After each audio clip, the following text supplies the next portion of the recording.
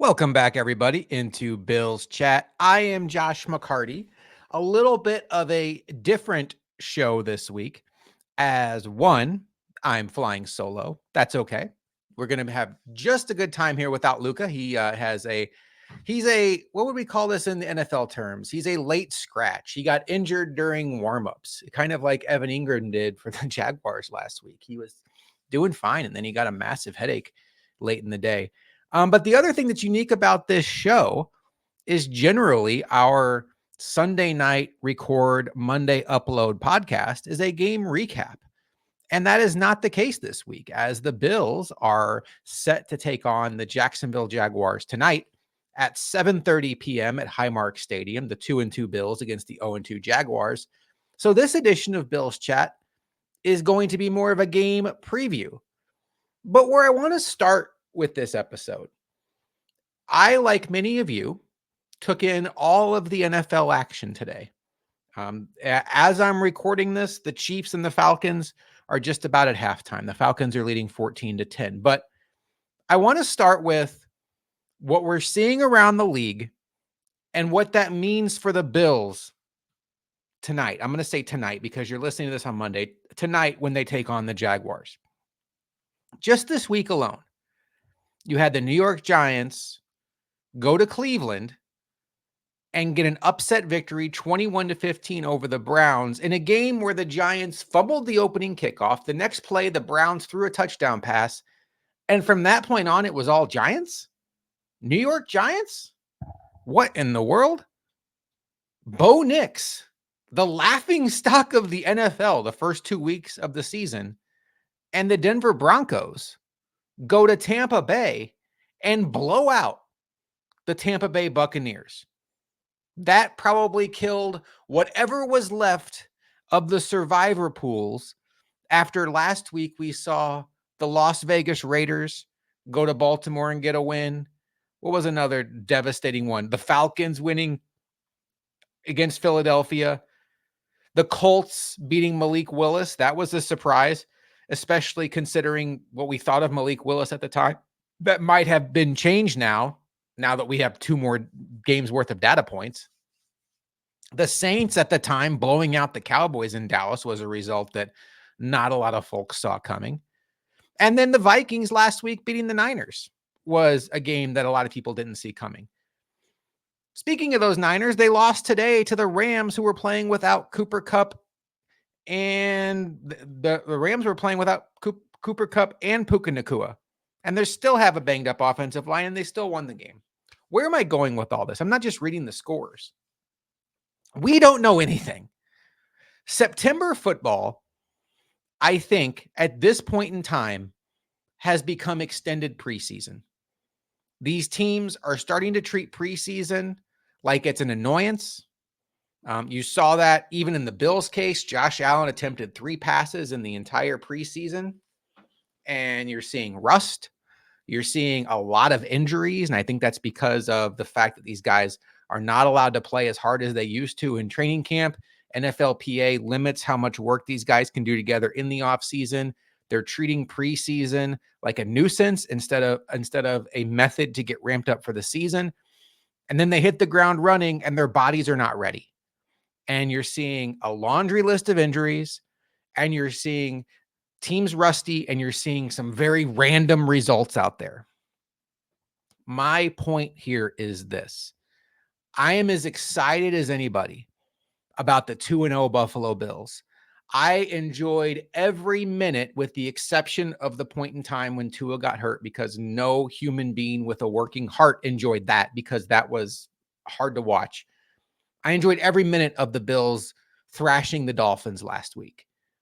But I think we have to pull back and realize that as excited as we are about the Buffalo Bills, as cool as it has been to see guys like Cam Lewis and Jamarcus Ingram and Balin Spector step in to roles we did not envision them having, and not only play, but play well and thrive, we still have to accept the fact that we may not know how good they are and really how good this team is. And we have to have an open mind to all of that as we navigate through the early portion of this season, because We are seeing upsets happen left and right. Teams that we are positive are good are getting blown out by teams that we are positive are bad on their own home field.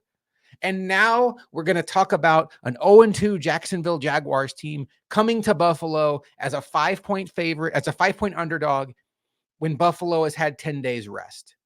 And we're going to go through all the matchups tonight. I'm going to tell you advantages I like for the Bills. I'm going to tell you where I think the Bills can attack this defense. There's a lot of places where I think that the Bills have the X's and O's advantage.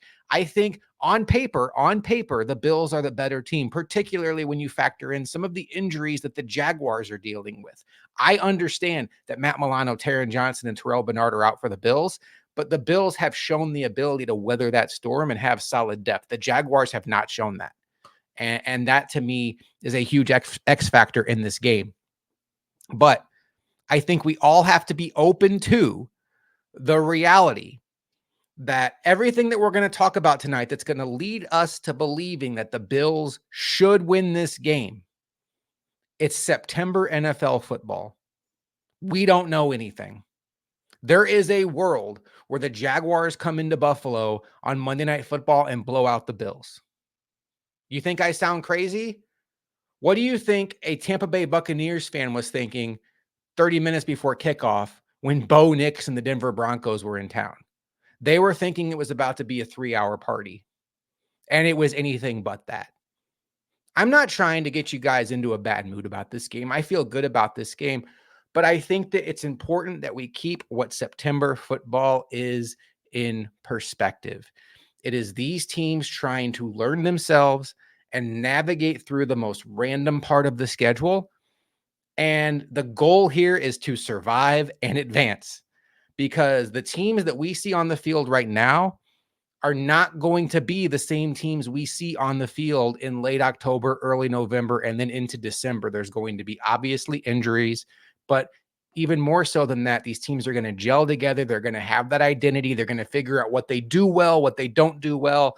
And you're really going to see the best versions of those teams. But the teams that can't weather the storm in September, that pile up losses against teams that they thought they should beat, are the ones that are going to be playing from behind in this playoff race.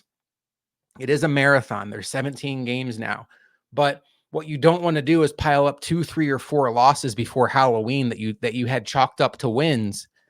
And all of a sudden, come Thanksgiving, you're looking at the standings and you're 2 games behind, and you have to play perfect football like the Bills did last year just to have a shot to make the playoffs. So far, so good for these Bills. They're 2-0. They have a division win on the road, which is chef's kiss perfect.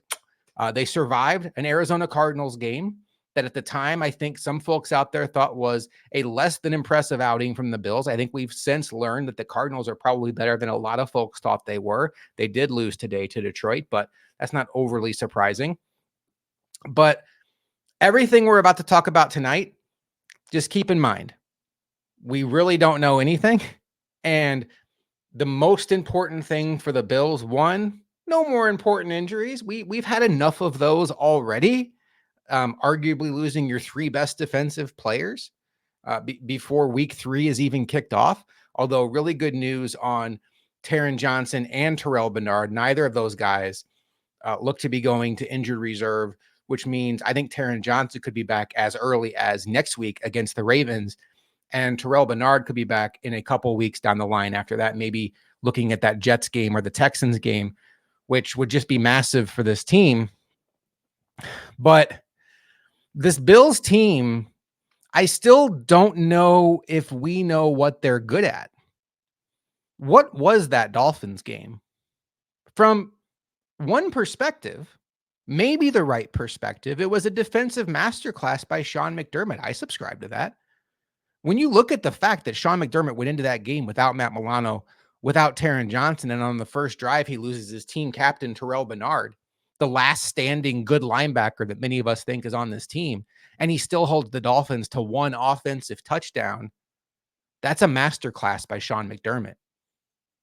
But I think when you look under the hood of that game, I don't know that the Bills did anything tricky. I don't know that the Bills did anything that really threw off the Dolphins. I think what the Bills did in that spot was what we see a lot of teams doing around the league right now, playing back, playing the too high shell, which for some reason people are talking about that like this is some brand new invention in the NFL. Mel Kiper just ruined the too high shell for all of us. But they forced the Dolphins to be patient on offense. The Dolphins are a big strike offense. They want to gash you with big plays. They don't want to paper cut you to death. And the Bills were content to give up 6 to 8 yard runs to Mostert and A-Chain. Not Mostert. Mostert didn't play, excuse me. To A-Chain and to Jeff Wilson and to give up the underneath stuff and force Tua to get impatient. And we saw that on the first interception of the game. He forced it into a tight window. It should have probably been caught, but it was a tight enough window that the ball bounces up in the air and Ingram catches it. Second interception, he throws downfield. Nobody's open. You can make the argument that it was a bad route by the receiver, but it's right into the chest of Christian Benford. And then the interception where Ingram returns it for a touchdown, at that point, too, it's pressing. But to me, that game could just as easily be explained as the Bills just came in and let the Dolphins beat themselves, which is a fantastic strategy if you're playing a team that you think is going to do that. But I don't know that necessarily means that the Bills have unlocked this suffocating defense that's going to be a strength of the team week in and week out. I think there's plenty of reasons to go back to the first 2 quarters against the Arizona Cardinals and really wonder how this team is going to be able to hold up against good offense. They did adjust. They figured it out, and they really shut down the Cardinals in the second half. But there's still some concerns out there. There's a small sample size of football right now. Let's get to these Jacksonville Jaguars. 0-2 football team. Week 1, they absolutely, positively gave a game away to the Miami Dolphins. They're up 17-7, middle of the third quarter. Travis Etienne is walking into the end zone, not walking, running. You know what I mean? On the 1 yard line, Javon Holland comes in for the tackle, knocks the ball out. Miami recovers. 7-point swing. Very next play, 80-yard touchdown pass to Tyreek Hill. 14-point swing. But I'll tell you, you oversimplify that game by boiling it down to that moment. You let a lot of people off the hook in that game by just pinning it on the Travis Etienne fumble.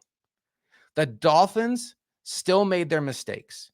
There was a Jason Sanders missed field goal there late in the game that should have given Jacksonville life. What you saw from the Jacksonville Jaguars after the fumble by Etienne was an offense go into the tank. Trevor Lawrence could not move the chains after that. There was ample opportunity to regain momentum, recontrol that game. Yeah, you just got punched in the mouth. That was a haymaker, an absolute haymaker of momentum, but you still had the lead. You still had the ball. And the Jaguars showed their immaturity. They showed that they were a team that wasn't quite ready for a big moment. And the Dolphins, to their credit, made them pay. And Jason Sanders walks it off with a field goal at the buzzer. The next week, the Jaguars go home and take on the Cleveland Browns with Deshaun Watson, a quarterback that I think many of us at this point think is absolutely washed. And Deshaun Watson puts together a pretty efficient day, 22 of 34, 186 yards. Jerome Ford goes 7 for 64 on the ground. And the Jaguars walk out of Cleveland with an 18-13 victory. My biggest issue with these Jaguars right now is I don't know what they're trying to be on offense. What they have doesn't make sense to me. And to me, it starts with the quarterback. I have never been a huge Trevor Lawrence guy. And let me explain that the best way I can. When Trevor Lawrence came into the league, he was talked about in the same breath of like Andrew Luck, where this is a guy that you plan 2 years ahead of time to set yourself up to draft. When the Jets had the number 1 draft pick and they go into LA late in the year and just randomly beat the Rams and cost themselves the number 1 draft pick in Trevor Lawrence, it was like a catastrophic moment for them because we all thought that Trevor Lawrence was this knight in shining armor, savior, gift from the gods to whatever team got him. And to play the full story out for the Jets, they wound up with Zach Wilson. He was horrendous. But I think through his career so far, Trevor Lawrence has never been a great quarterback. I think Trevor Lawrence has been kind of like Dak Prescottish, where he's good enough that you're afraid to move off of him, because when you don't have a quarterback in this league, you don't have a shot. You have a 0 shot.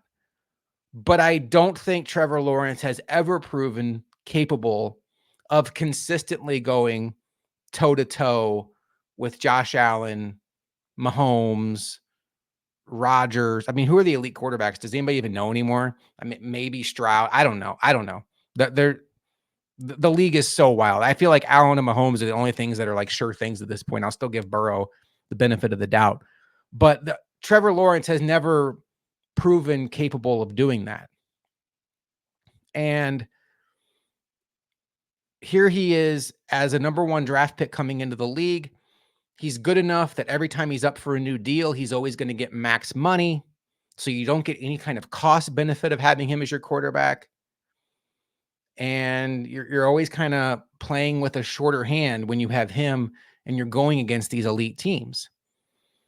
And, you know, Trevor Lawrence, to his credit, is 2-0 against the Bills, 2 of the craziest games you'll ever remember. Obviously, the London game last year, which was just a nightmare for all of us watching. The Bills losing Daquan Jones and Matt Milano for the season, Daquan Jones for almost the rest of the season. And then they lost a game that many of us feared days leading up to it because of the travel plan and the NFL basically experimenting with jet lag, and the Jaguars being there for 2 weeks and the Bills being there for 2 days. Thanks, NFL. Glad we could be your test dummies on that one. And then the random game, was it 2002 or 2001 when they go down to Jacksonville and don't even score a touchdown? The, oh, wow, Josh Allen game. Like, that was annoying. That was just a random, really bad game. But, you know, I never got the sense watching these games that Jacksonville was the better team. And the larger data that I look at, I don't think Jacksonville is the better team. Their offense doesn't make a lot of sense to me. I think Trevor Lawrence is probably fine. He's not great, but he can run your offense. But when I look at the weapons they've assembled around him, again, it doesn't make a lot of sense to me. They went out and spent good money to get Gabe Davis. Well, everybody listening to this show knows what Gabe Davis is. He is a deep ball, take the top off your defense threat. He's a good run blocker, but if you ask him to do anything in the intermediate area of the field, it's kind of a dice roll. The route tree is not his strength. Great hands are not his strength. So he's kind of a one-trick pony. I love Gabe Davis. The Bills got great value for a 4th-round pick. I'm not going to sit here and rehash the Gabe Davis argument, but I think he was quite a bit over his skis as the number 2 receiver in an offense that was very throw-heavy for the Bills. And the Jaguars going out and signing him, and then in April, drafting an excellent prospect in Brian Thomas Jr. But the problem is, for 2024, Brian Thomas Jr. comes into the league with virtually the same strengths as Gabe Davis, better than Gabe Davis, faster than Gabe Davis, a better hands than Gabe Davis, but they're kind of interchangeable. They both go deep, great. They both struggle with the rest of the route tree. Brian Thomas Jr. is a first-year player. He has tremendous upside. I would bet on this kid to become a star. Absolutely, I would bet on this kid to become a star. But we're talking about September 23rd, 2024. And the game he brings to the table in this game is still a guy that's figuring out the underneath stuff, inconsistent hands, and can take the top off your defense. Well, when you have 2 of those guys out there, who's working the underneath? You don't really have to dedicate 2 guys to take away Gabe Davis underneath like you would if it was Devontae Adams or Chris Olave or things like that. But It's not. You have two guys that are very similar. It's redundant. So then you look at someone like Evan Ingram, not playing in this game. Okay. They've had trouble getting the ball to Christian Kirk.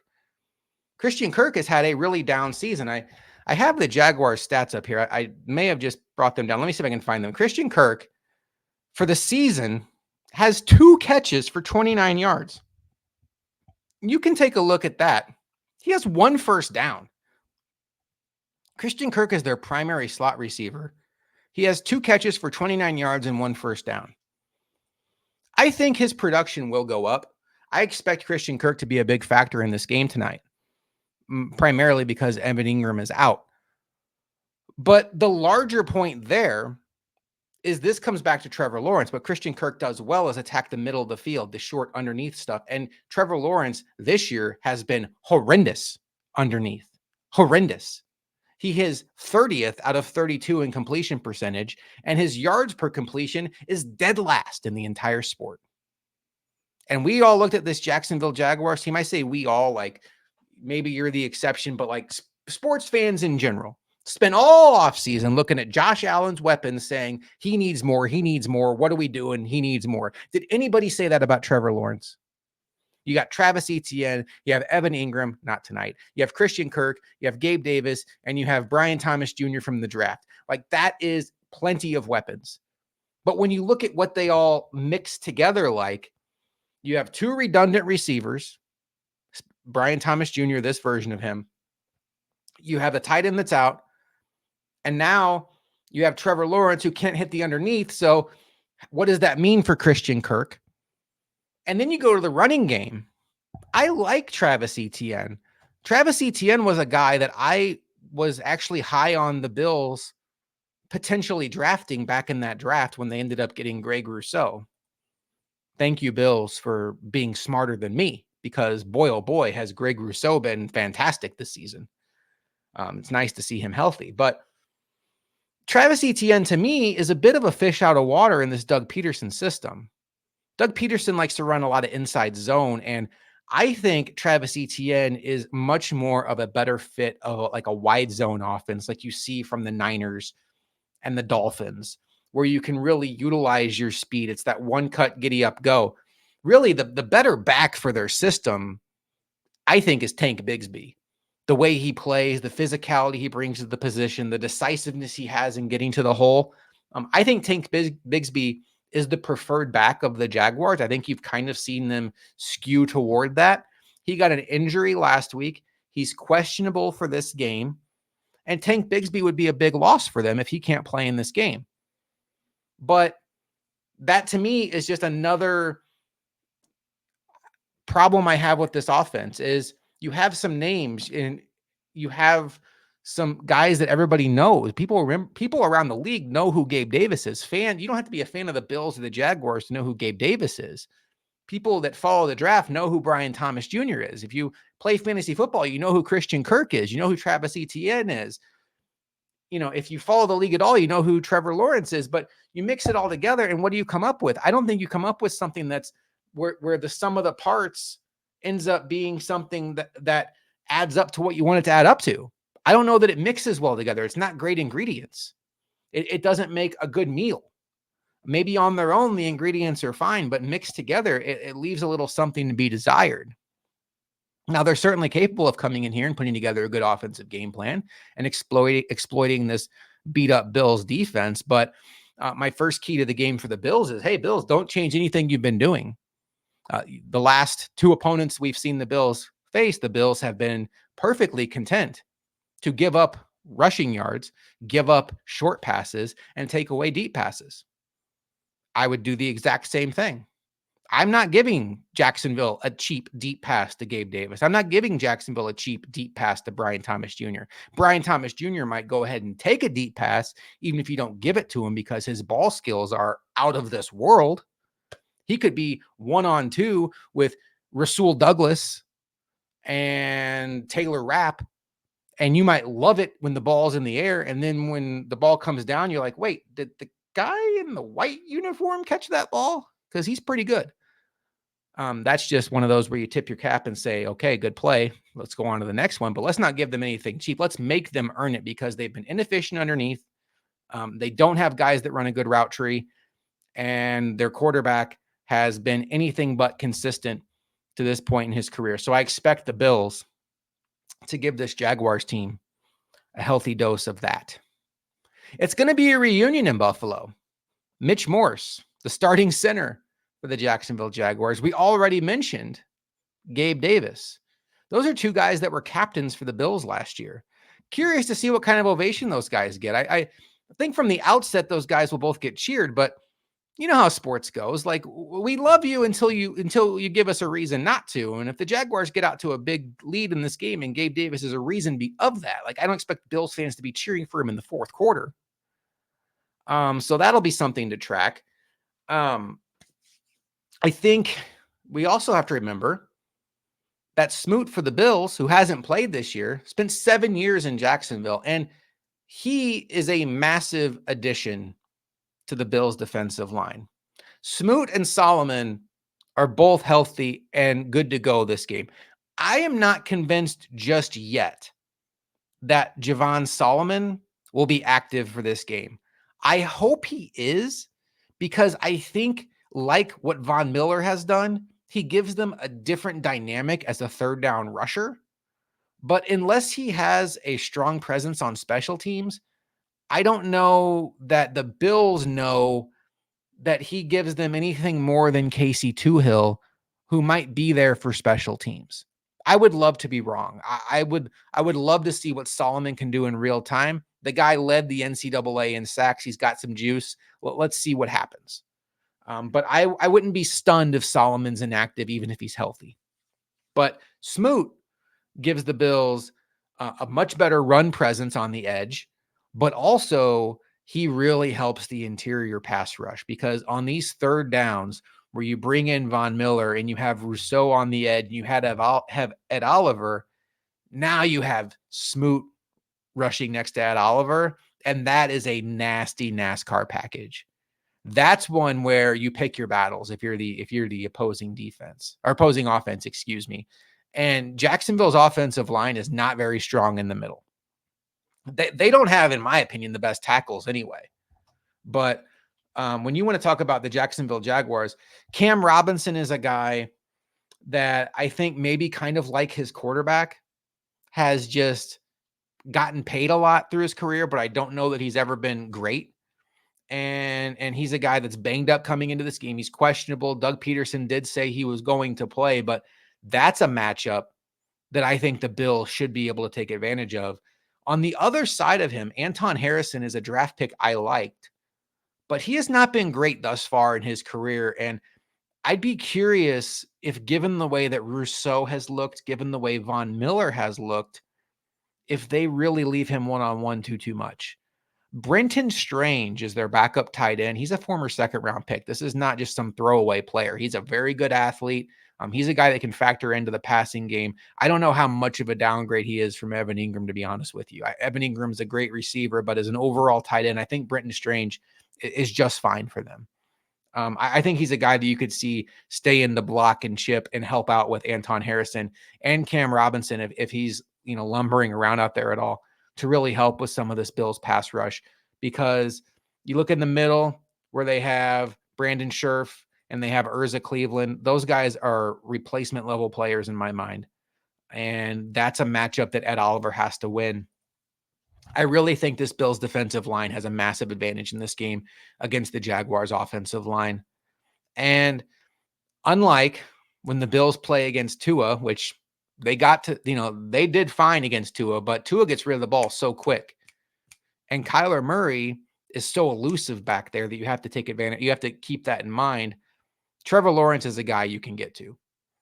And Trevor Lawrence is not necessarily a guy that is going to get rid of the ball very quickly. In fact, he's very inefficient on throws of less than 2.5 seconds. That is a weakness of his game. Ranks among the worst in the league in those throws. Trevor Lawrence is a guy that's already been sacked 7 times this season. 7 times. That's a lot. 51% completion percentage for Trevor Lawrence so far. It's not going well. Early, small sample size. But this is a matchup. I think the Bills can get Trevor Lawrence to the ground a couple times in this game. And sacks, those can be the ultimate drive killers. It's hard to keep moving forward when you go backwards 10 yards. That's where you just have to hope for a penalty at that point in time. Let's flip it around. The Jaguars have a very good defensive line. We all know who their stud is. Josh Hines Allen.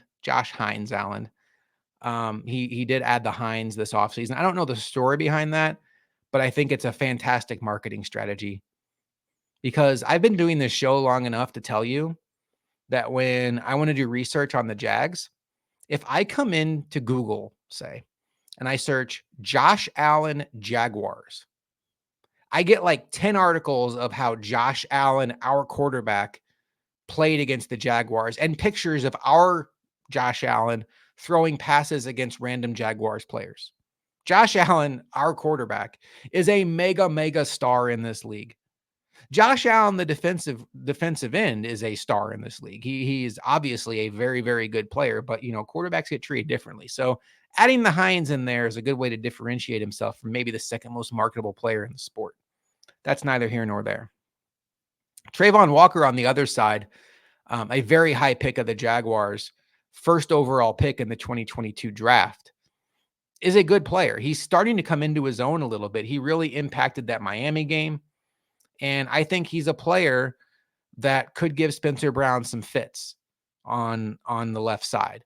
That's going to be an interesting matchup because, Spencer Brown got the money. Tremendous athletic matchup on that side. Deion Dawkins is going to have his hands full with Hines Allen. But Spencer Brown versus Walker could be the matchup that really decides this game. Because the Bills don't like leaving in players to block. They like to send out 5 receivers, because when you have 5 receivers, it's just more options for Josh Allen to throw to. They don't have a really good pass blocking back, and their tight ends they view as receivers. So as long as Spencer Brown and Deion Dawkins can hold their own, I think the Bills are going to opt to have the 5 eligible receivers out there.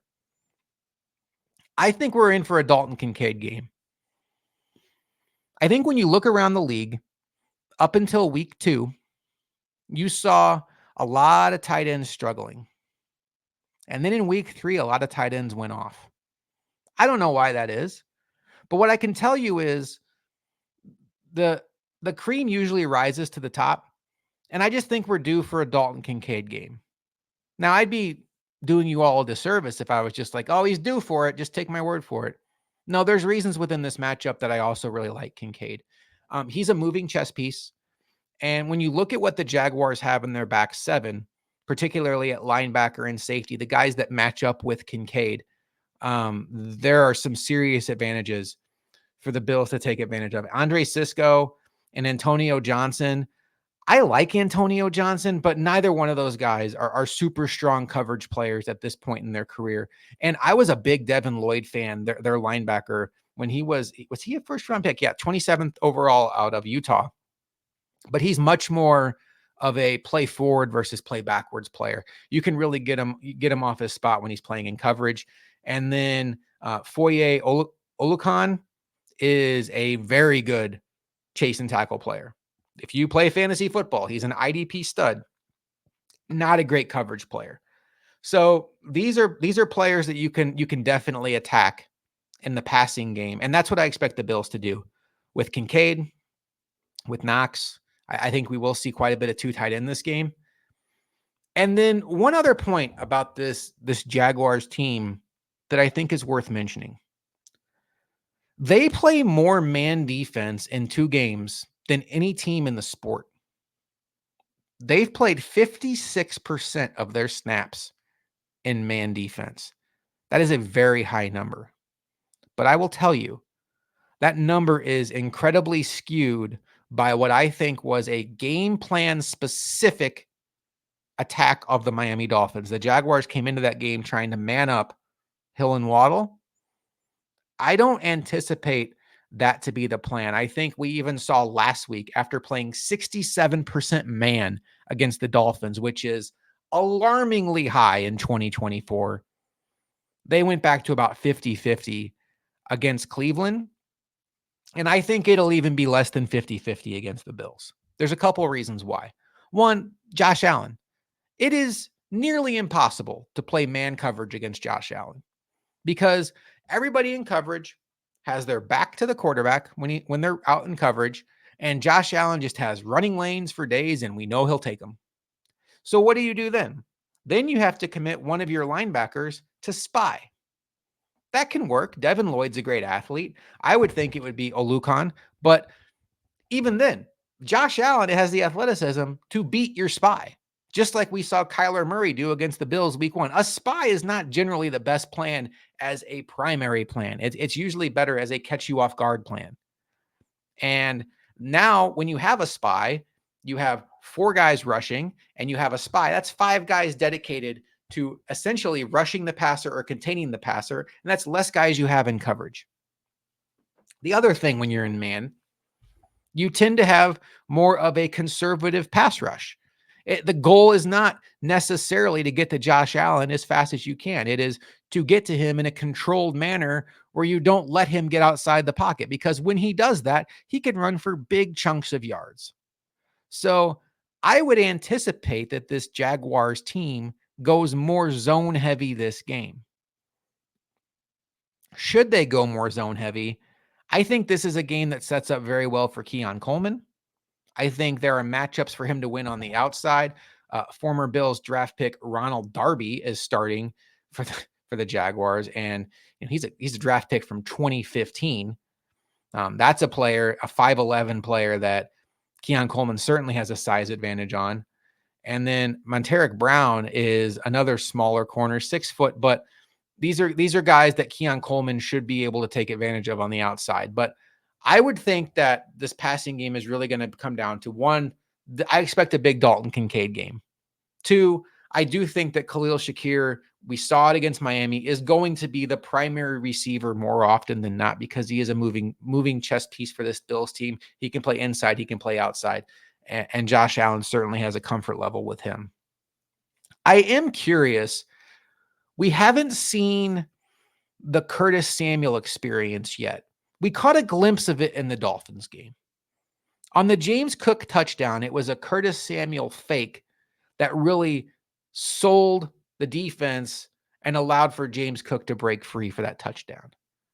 But we really haven't seen what we thought would be a committed effort to either A, get Curtis Samuel the ball in space, B, hand him the ball, or really just throw off the defense with what we thought would be eye candy to Curtis Samuel. And I wonder if that's coming in this game.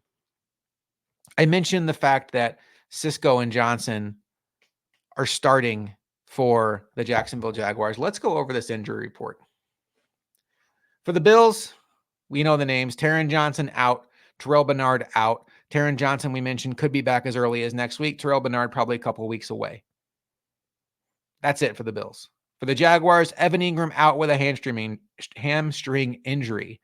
On Sunday, Jordan Schultz from Fox Sports announced that Darnell Savage, their starting safety, is questionable for the game, but he is not going to play. And that is a massive loss for these Jacksonville Jaguars, who are already without their stud cornerback, Tyson Campbell, who's on injured reserve.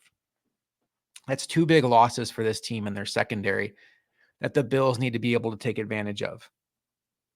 After that, we have Cam Robinson. He's questionable with an injury. That's a knee injury. But Doug Peterson said that he's going to play. And Tank Bigsby is questionable with a shoulder injury. And we'll see if he's able to go. So I think this is one very much like the first game against the Cardinals. This is one of those games that I think will be a bit of a referendum on the weapons the Bills have assembled. Because you look at this team, the Jaguars, down their best cover corner, Tyson Campbell, down their best safety, Darnell Savage, and a team that at least schematically and personnel-wise does better against the run than the pass in the back 7. This should be a matchup where a good passing offense should be able to eat. Now, there's always wild cards. Perhaps the Jaguars come out and drop 8 into coverage and then dare the Bills to run the ball. That would be a wild card. That would be something that's against what they've done in the past. But if that happens, then I would expect the Bills to run the ball, Josh Allen to throw for 150 yards maybe, and the Bills just run to victory. But if all things are equal and the Jaguars play straight up, this is a matchup that a good passing team should be able to take advantage of. And I think we still don't know if this is a good passing team. In the second half against the Cardinals, they sure looked like it, but the Cardinals are not a great pass defense. They didn't need to pass against Miami. Let's not hold that against the Bills. We're not going to sit here and say, well, the pass game struggled against Miami. They had a 3-possession lead in the early third quarter. There was no reason to pass at that point, and they were running all over the Dolphins. This is a game where the Bills might need to pass. And I think there's going to be some games coming up where we still don't know how good the weapons are, but I think it gives us a chance to find out. We know the Bills have been committed to running the ball. They were committed week 1 against the Cardinals, very committed week 2 against the Dolphins, game script especially. But is this a run-first team? Or is this a team that is going to come into the game with a mindset of, we're going to take it to you, we're going to throw the ball? It looked to me on the first drive against the Dolphins that the Bills were content to come out and be very aggressive. They were moving with tempo. They were throwing the ball, short passes to Kincaid to get him the ball. They went for it on 4th down, and they ultimately threw for a touchdown pass. But as that game played out, several drives into it, I think the Bills started to realize that unless they beat themselves, they weren't going to lose that game. So then they really went down to the run game. I do think that pass-heavy Bills game is within them. I don't know if it comes out this week, but I think this is an opponent that'll beg for it. This is the kind of opponent you should be able to throw over. And I would not be stunned at all if Josh Allen has a vintage Josh Allen night. And what receiver benefits from that? We already mentioned Khalil Shakir. I think Kincaid has a big game. I think you could see a lot of James Cook in the passing game. But to me, I think a lot of us would feel really good if we saw 1 or 2 of these receivers really go off. One of them get over 100 yards. Another one, 6 catches for 60 and a touchdown. Let's see a receiving game that makes sense and that looks like what 2024, 2024, nobody's passing, but looks like what modern football is supposed to look like, where multiple people eat. I know that their thing is everybody eats, but that doesn't need to mean that only one person eats a game. Can we see everybody eat? Let's see 2 or 3 people really get off in this game, and let's see Josh Allen have a lot of yards to show for it. And that's like a cherry on top. That's the icing on the cake, but it would be great to see. But ultimately, just get a win. Style points aren't important. It's week 3. We've seen a lot of randomness around the league, and the Bills just have to find a way to beat this team. As far as my prediction goes, I am 1-1 on the season. I picked the Bills to beat the Cardinals. I picked the Bills to lose to the Dolphins. I'm 1-1. We're going to get back on the winning ways this week. I'm picking the Bills to win this game. I'm very nervous about what I've seen around the league, but there's 3 things I really like about this game. 1, I love the advantage the Bills have at quarterback. I think Josh Allen is a proven gamer, a proven game changer, and somebody that you can count on. I don't think the Jaguars have that consistently in Trevor Lawrence.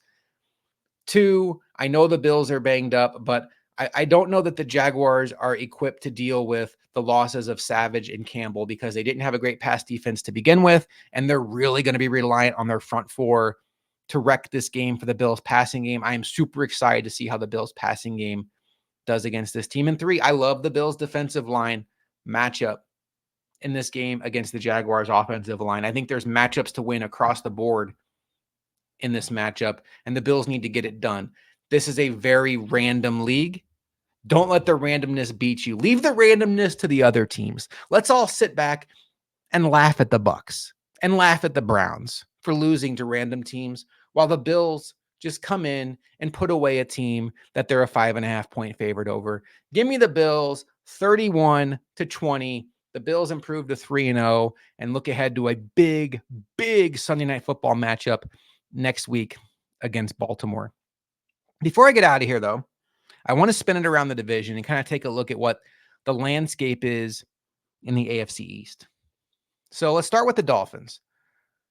The Dolphins are a 1-2 football team. They lost today to the Seattle Seahawks, and it was not a good game. Skylar Thompson started the game. He ended up getting hurt.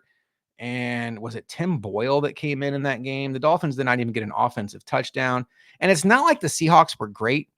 The Seahawks did everything they could early to keep the Dolphins in the game. Multiple turnovers, one right in their end. Kader Kohu had him set up right on the doorstep of the end zone, and it didn't matter. But the Dolphins fall 24-3. Look, the long and the short of it for the Dolphins, as they sit here at 1-2, is it truly just depends how long they have to go without Tua. Because their next few games are super winnable. Next week, they play the Tennessee Titans and Will Levis, who don't look like they can get out of their own way. They got their doors blown off by Malik Willis and the Green Bay Packers today. They've lost a game to Caleb Williams and the Chicago Bears, and there's times where Caleb Williams looks like he can't even complete a forward pass. I feel like that's a game that if the Dolphins get just anything out of their quarterback position, they could and should win. The next week, they're in New England. Did you guys watch that Thursday night game? Jacoby Brissett is a disaster. New England has no offensive weapons.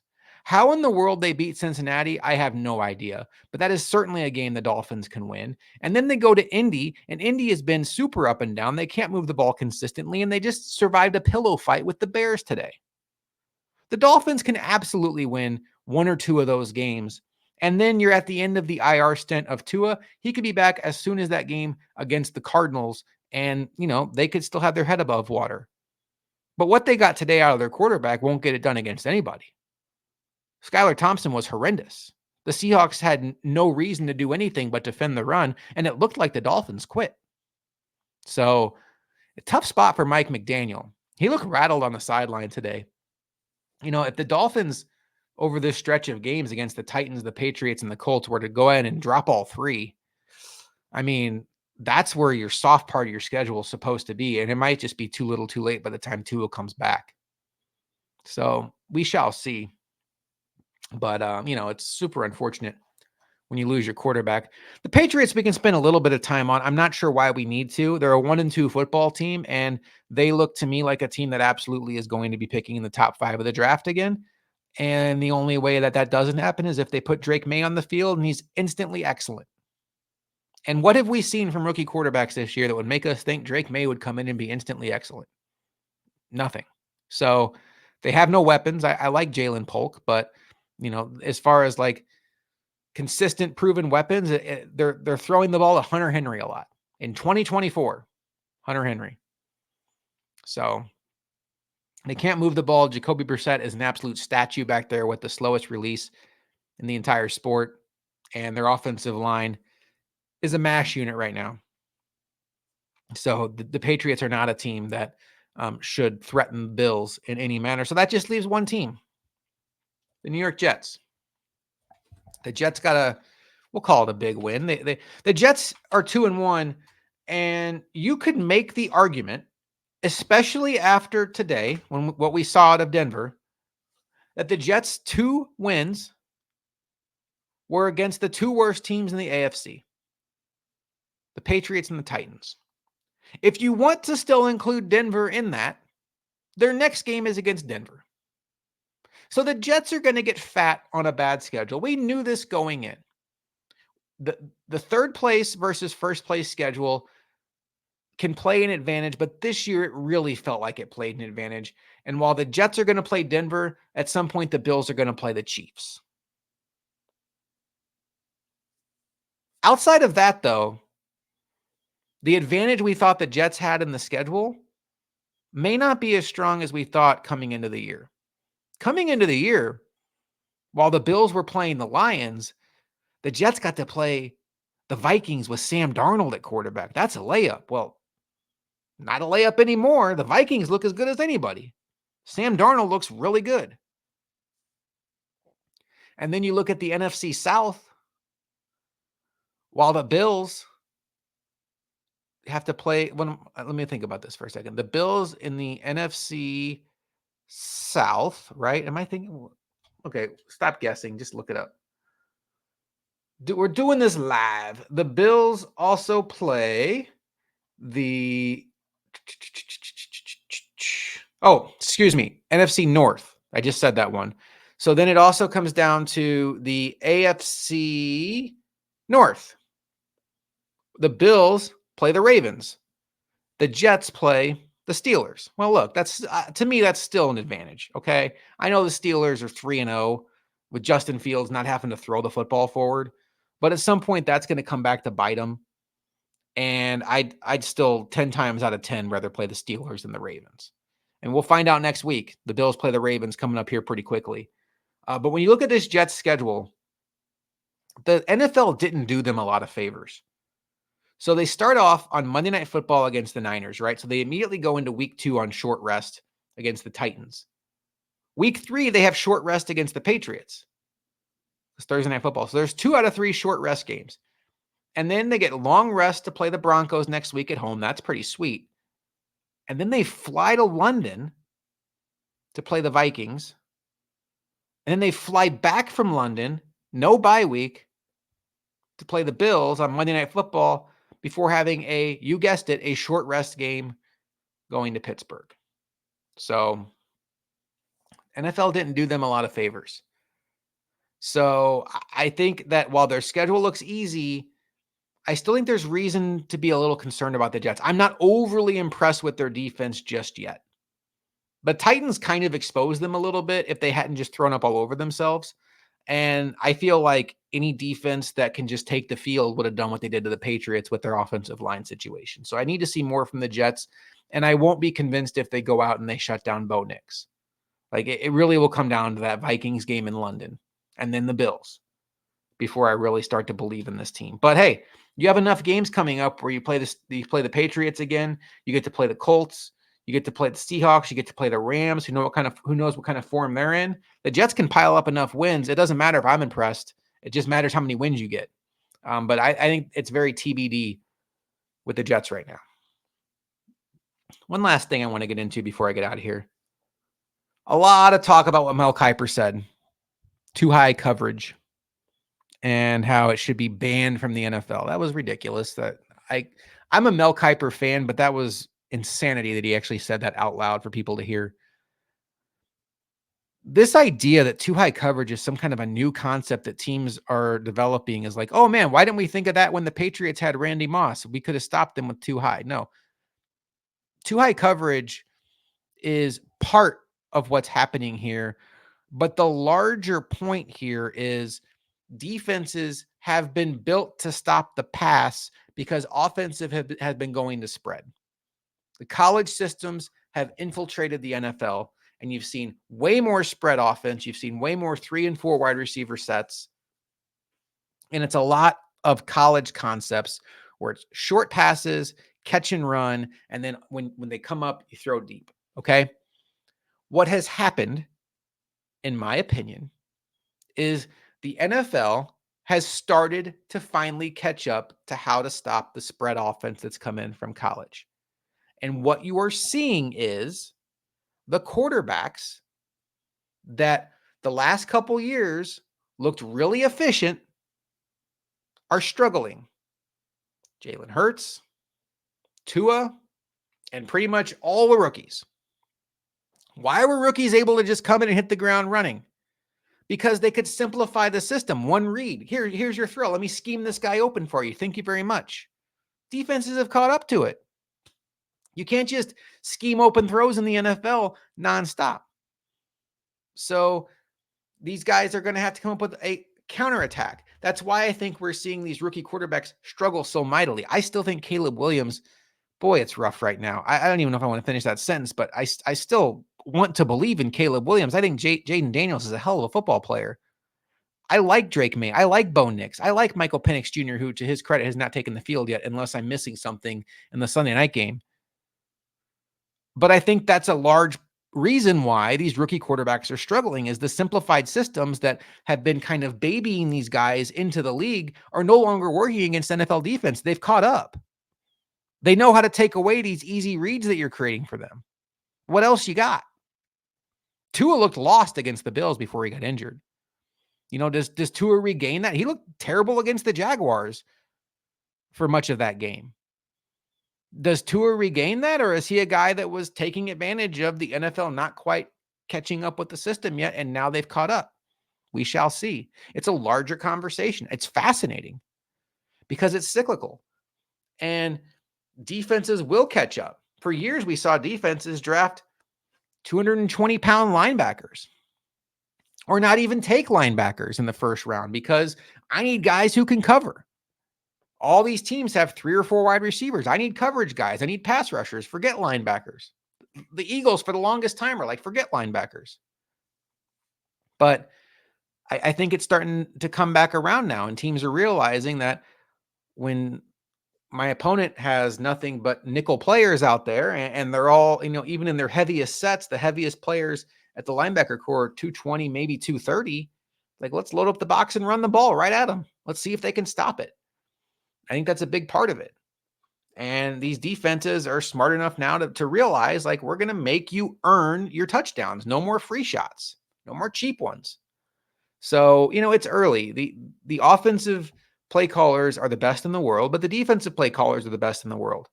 Excuse me. And so far, through 2.5 weeks, the defensive play callers have been ahead of the offensive play callers. It's fascinating to see.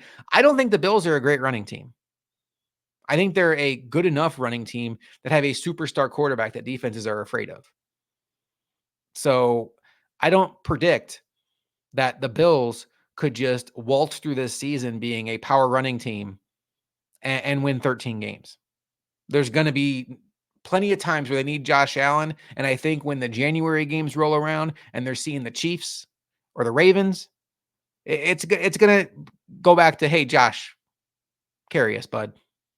So we'll see. But I'm fascinated by it. I consider myself to be kind of an NFL historian. What we're seeing here is unpredictable, a little bit unprecedented, but it's interesting, right? Like, didn't it feel like the last couple of years that defense was almost an afterthought? Like, you get to the Super Bowl and the Eagles have this great defensive line, and the Chiefs have some studs on defense, and you're just like, okay, which team's going to score 50? It feels like as long as you have a good offense, the defense doesn't matter, and that's not the case right now, and it's kind of exciting. The running game matters again. That's kind of interesting. It stinks for people like me who, get wrapped up in daily fantasy and fantasy football and think that they can predict what's going to happen. And then all of a sudden the Browns go out there and lose to the Giants, and the Broncos go out there and beat the Bucks. But it's just fascinating to watch the sport evolve. I love it. But what I love more is when the Bills win. And tonight we need a Bills win. My prediction, 31-20, the Bills beat the Jaguars. Excuse me, I got a little cough in my throat. I will be back tonight at halftime for Bills Chat halftime show. No matter what's going on, come in, hang out with me. Let's talk about what's going on in the game. And then Luka and I will be back next week after Bills Ravens to break down that game. We'll see if we throw something together post game for this Jaguars game just to get something up on YouTube. We shall see, but we're definitely going to be back next week post game for the Ravens show. Feel better, Luka. I am Josh McCarty. We will talk to you next week on Bills Chat.